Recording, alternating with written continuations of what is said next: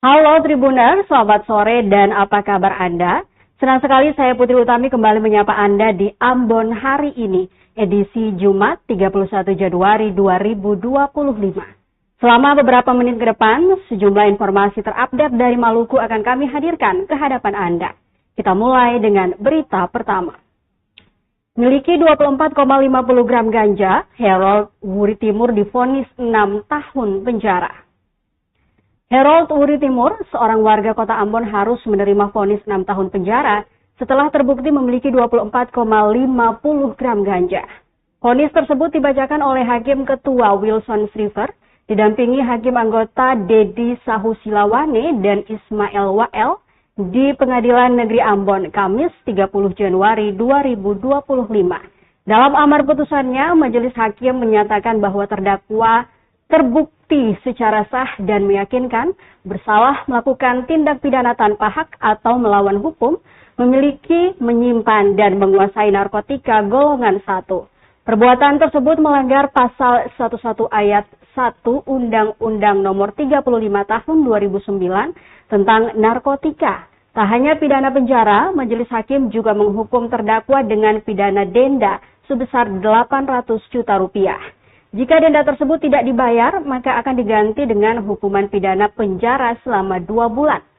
Selain itu, Majelis Hakim juga menetapkan barang bukti berupa 1 plastik bening berukuran besar berisi ganja, 1 plastik bening berukuran sedang berisi ganja, 4 plastik bening berukuran kecil berisi ganja, 1 pak plastik bening berukuran kecil, 1 bungkus bekas wafer wafelo, dan 1 plastik kresek hitam. Sebuah barang bukti tersebut dirampas untuk dimusnahkan. Usai pembacaan putusan, terdakwa yang didampingi penasihat hukumnya serta jaksa penuntut umum menyatakan pikir-pikir. Diketahui Harold Wuri Timur ditangkap pada Sabtu 3 Agustus 2024 sekitar pukul 19.30 waktu Indonesia Timur di rumahnya yang beralamat di Jalan Dr. Kayodeo, RT 001, RW 002, Kelurahan Benteng, Kecamatan Nusaniwe, Kota Ambon.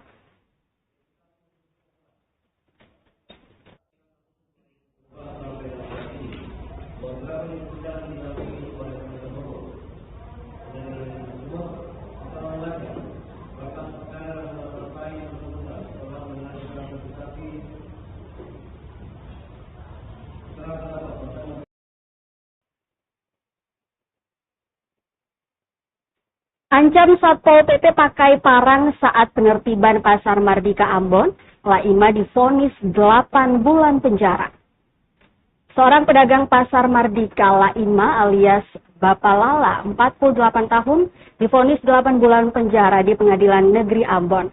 Laima merupakan terdakwa dalam perkara pengancaman salah seorang oknum Satpol PP bernama Helmi Noya, 42 tahun, karena menolak lapak dagangannya di bahu jalan ditertibkan. Terdakwa mengancam dengan menggunakan parang. Vonis tersebut dibacakan Hakim Ketua Wilson Shriver, didampingi Hakim Anggota Dedi Sahusilawane dan Ismail Wael, Kamis 30 Januari 2025. Majelis Hakim menyatakan terdakwa melawan hukum, memaksa orang lain supaya melakukan, tidak melakukan atau membiarkan sesuatu dengan memakai kekerasan atau ancaman kekerasan, baik terhadap orang itu sendiri maupun orang lain.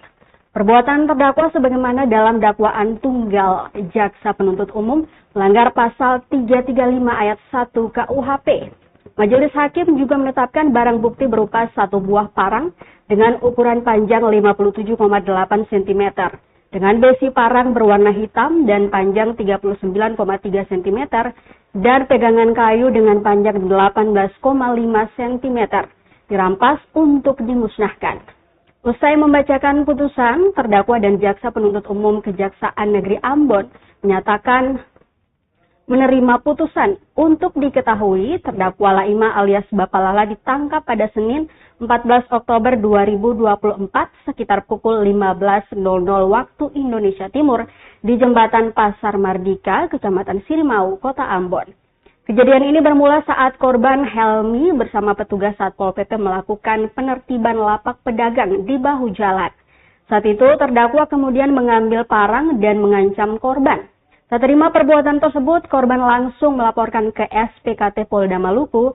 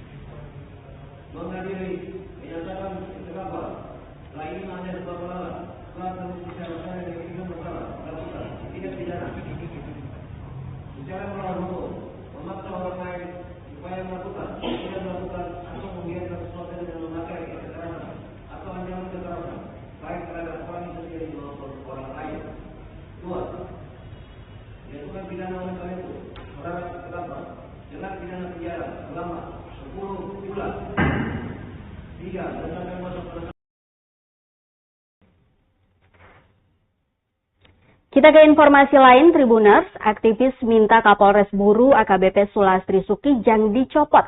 Ini alasannya.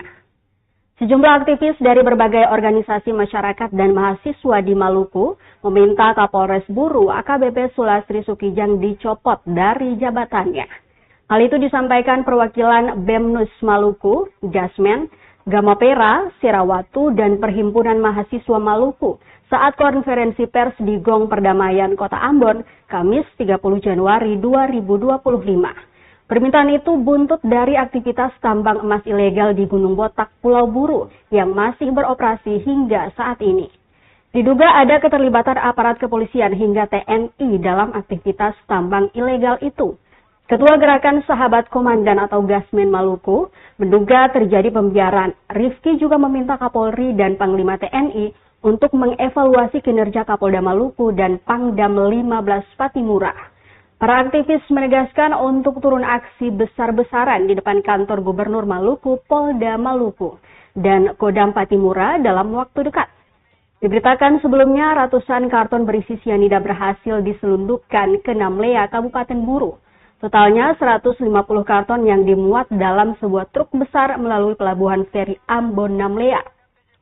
Diduga penyelundupan bahan berbahaya dan beracun atau B3 jenis sianida dalam jumlah besar berkaitan dengan aktivitas penambangan emas ilegal di kawasan Gunung Botak. Saat dikonfirmasi tribunambon.com mengenai keterkaitan penyelundupan sianida dengan aktivitas di Gunung Botak, Kapolres Buru AKBP Sulastri Sukijang bungkam dan belum memberikan keterangan resmi terkait perkembangan kasus tersebut. Sementara Kasih Penmas Humas Polres Buru, Aibda MYS, Jamaluddin juga tak banyak berkomentar. Diketahui ratusan karton berisi sianida dengan jelas tertera nama perusahaan PT Honcuan Indonesia sebagai pengirim dan PT Sinar Sostro Mojokerto sebagai penerima.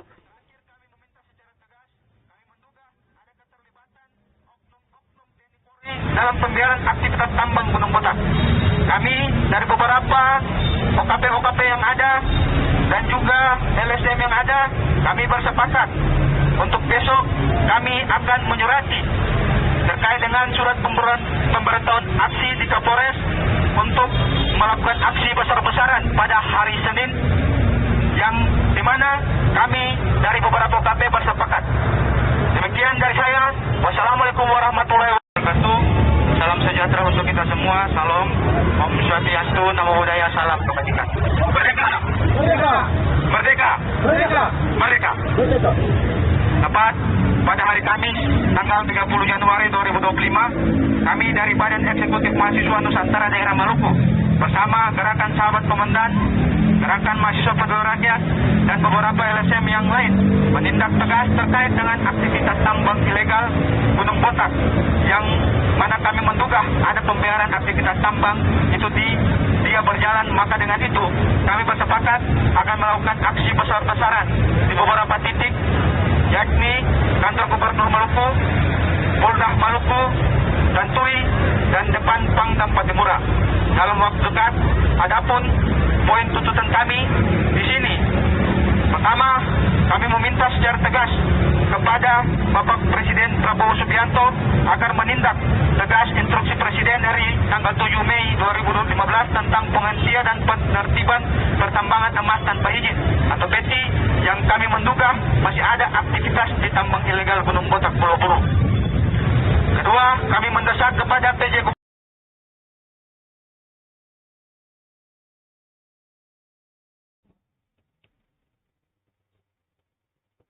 Kapendam sebut butuh bukti soal dugaan oknum TNI terlibat aktivitas tambang emas Gunung Botak, Buru. Kapendam 15 Patimura, Kolonel Infantri Heri Krisdianto angkat bicara terkait dugaan keterlibatan oknum TNI dalam aktivitas penambangan emas ilegal di Gunung Botak. Dugaan keterlibatan oknum TNI itu disoroti sejumlah aktivis yang tergabung dalam berbagai organisasi masyarakat dan mahasiswa di Maluku.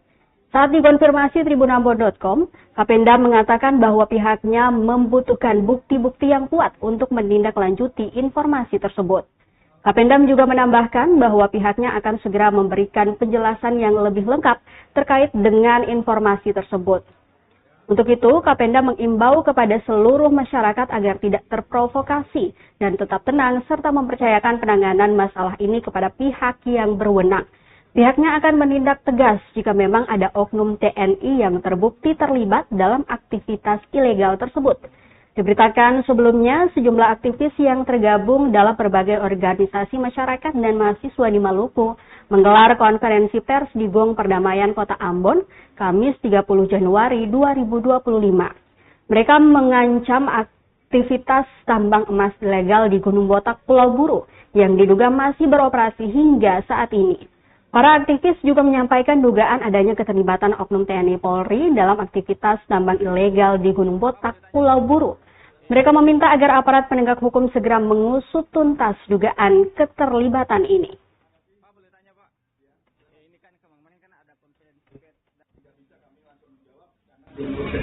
Nanti dalam waktu dekat, mohon bersabar, nanti akan kami berikan penjelasan. Karena kan itu bukti, apakah benar itu ada enggak, atau karena bahasa-bahasa yang miring kemudian diviralkan. Jadi kami mohon waktunya, mohon bersabar, nanti kami klarifikasi, kami sampaikan versi menjadi grup pers kan.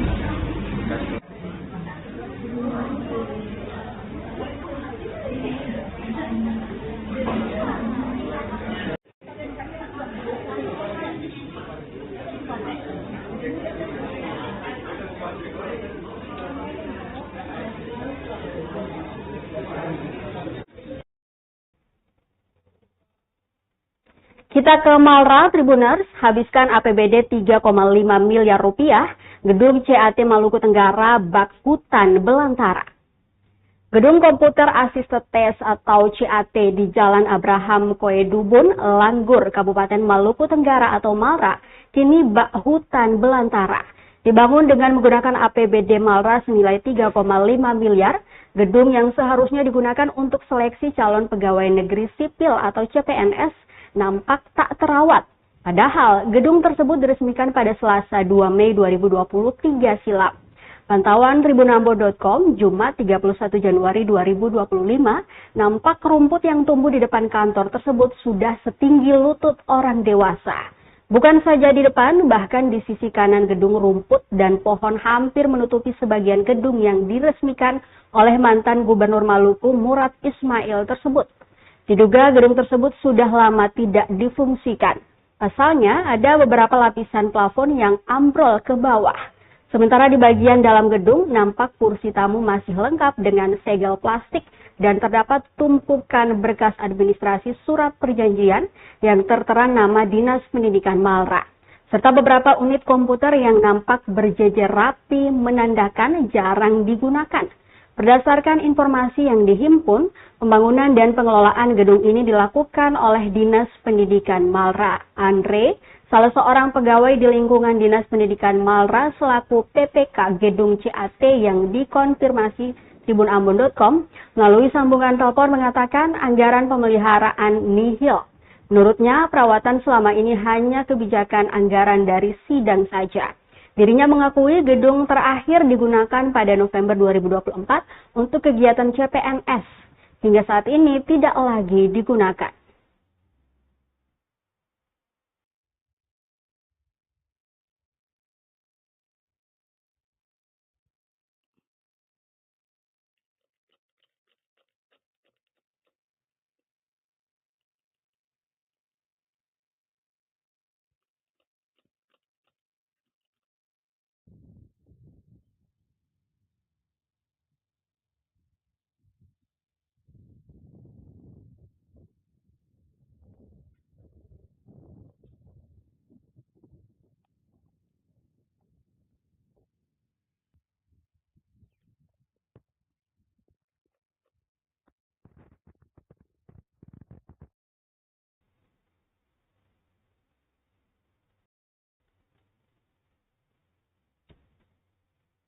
Pemkab Malra diminta perhatikan pegiat Longbut Dian Tetoat.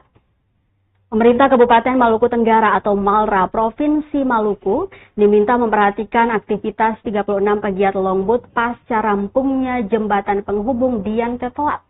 Pasalnya, masyarakat akan lebih memilih melewati jembatan Dian Tetoat dibandingkan moda transportasi laut.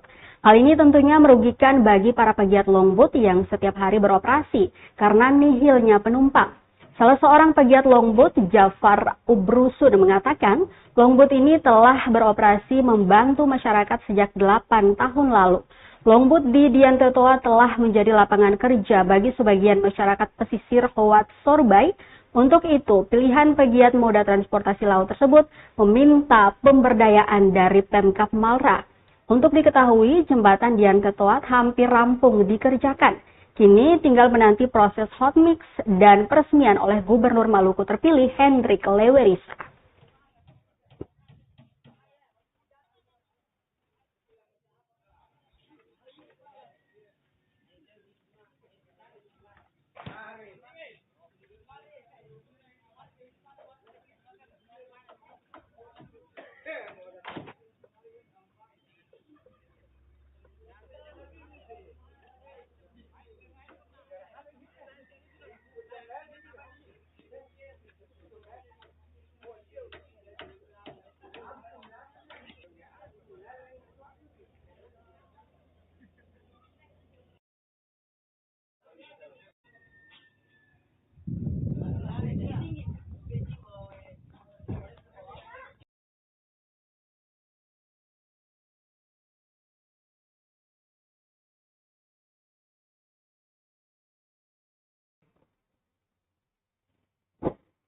Masih dari Malra Tribuners, cuaca buruk, harga ikan di Pasar Langgur Maluku Tenggara masih mahal. Harga ikan di Pasar Langgur Kabupaten Maluku Tenggara masih tinggi pada Jumat 31 Januari 2025. Harga tersebut sudah berlangsung selama 2 hari ini. Rahma, salah satu pedagang di Pasar Langgur, mengatakan kenaikan harga ikan lantaran cuaca buruk. Hal ini menyebabkan tangkapan nelayan juga berkurang. Ia merincikan seperti ikan jenis komu ukuran sedang yang dibeli Rp800.000 per ember dari para nelayan. Kemudian pedagang menjual kembali dengan Rp20.000 per 5 ekor. Sedangkan untuk ikan komu ukuran besar dibanderol Rp800.000 per ember. Pedagang menjual kembali dengan harga Rp50.000 per 3 ekor. Sementara ikan momar dihargai Rp800.000 per ember. Pedagang menjual kembali dengan Rp20.000 per 6 ekor. Untuk ikan jenis toras ukuran kecil dijual Rp1 juta per ember. Kemudian pedagang menjual kembali dengan Rp25.000 per 10 ekor. Salah seorang pembeli, Wati, memaklumi harga ikan yang naik. Ia tidak merasa keberatan karena memahami kondisi cuaca yang dihadapi para nelayan.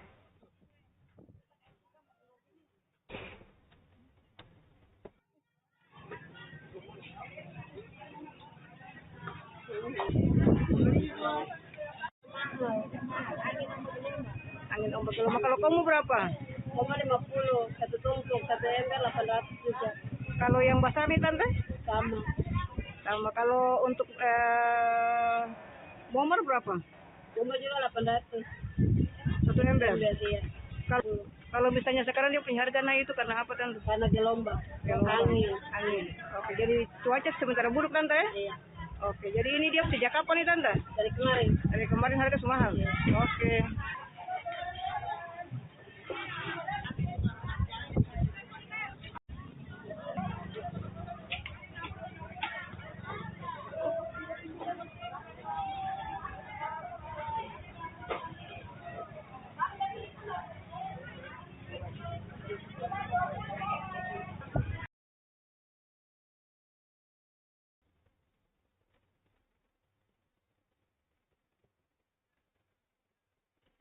Kita ke berita terakhir, Tribuners. Rizen Cafe dan Eatery luncurkan 7 kuliner Asia untuk pencinta kuliner di Ambon. Awal 2025, Rizen Cafe and Eatery meluncurkan 7 menu baru Selasa 28 Januari 2025. 7 menu premium 2025 itu diantaranya nasi goreng Jepang, nasi goreng chili oil, nasi goreng Korea, mie sup tom yum, mie goreng tom yum, mix grill, dan kotok ikan asar. Hadirnya menu baru itu mengonfirmasi komitmen Rizen Cafe dan Eatery dalam inovasi hingga memberikan pengalaman berbeda untuk pecinta kuliner. Manajer Rizen Cafe dan Eatery, Kausar, mengatakan tak hanya ragam main course hingga dessert yang memanjakan lidah, soal harga juga sangat ramah di kantong.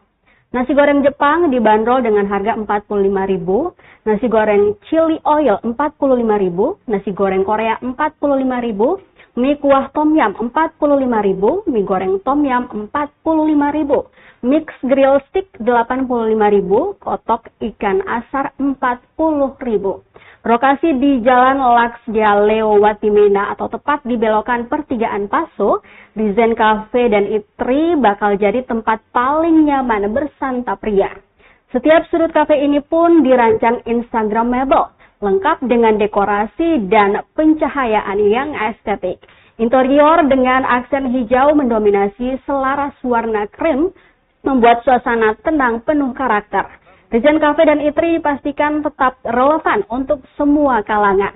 Entah pemburu spot foto, mahasiswa untuk ruang berdiskusi, para pekerja yang dikejar deadline, hingga keluarga yang ingin menikmati waktu berkualitas, tak perlu ragu.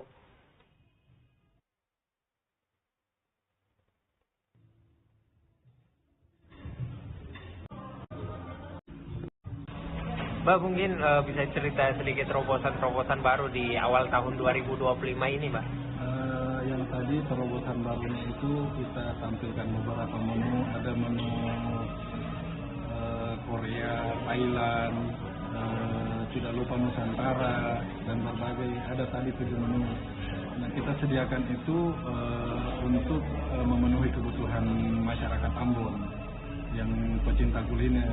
Nah, tadi yang pecinta steak itu kita memang mengungkapkan di steaknya itu ada daging sapi, daging sapinya memang kita ambil dari luar, terus daging ayam dengan sosis juga, dengan telur dan kentang. Nah, itu kita kasih lengkap untuk pecinta steak. Harganya juga masih relatif terjangkau. Kisaran paling rendah berapa? Kalau kisaran menu kita yang paling rendah di sini start awalnya itu 20.000. Iya, 20.000 sampai sampai ada yang 100-an, di bawah 100 semua. Nah, gitu. Macam sticknya tadi itu 85 ya, lengkap semuanya untuk vegetarian kan sukanya yang begitu. Mungkin ada kalau ini, Mbak, untuk dipakai di area ini mungkin bisa nggak dipakai untuk keluarga acara? Sudah banyak yang kebanyakan pakai ulang tahun, mereka bisa request juga. Terus acara rapat kantoran bisa request tempat, jamnya juga bisa request, menunya juga bisa di request. Ada yang prasmanan, ada yang menu paket, banyak seperti itu, bisa semuanya. Kita mencakup sih semuanya, tapi yang biasanya yang sudah langganan sama kita untuk acara-acara itu begitu, biasanya dia itu pesannya 3 hari sebelumnya, by phone atau mereka datang ke sini, itu kita sediakan kita kasih pilihan dia mau menunya seperti apa, gitu, bisa di-request dengan kita compare dengan budgetnya mereka, gitu. Ya pastinya kenyamanan para kenyamanan kita juga bisa kasih pilihan menu yang sesuai dengan budgetnya, yang sesuai kantong bisa, gitu.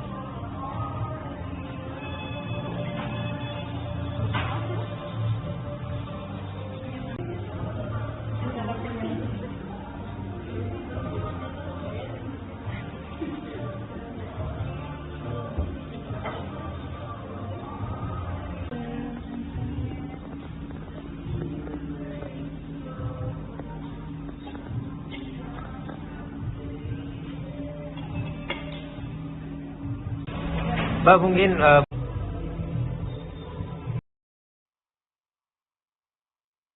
Tribuners, informasi tadi sekaligus mengakhiri perjumpaan kita di Ambon hari ini. Saya Putri Utami mewakili seluruh kru yang bertugas mengucapkan terima kasih atas kebersamaan Anda. Selamat sore, sampai jumpa dan amato. Download Tribun X sekarang, menghadirkan lokal